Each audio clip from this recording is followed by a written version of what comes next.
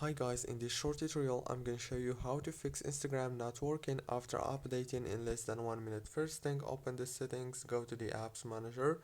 When you open the apps on this page, you will find all the apps that you have on your phone.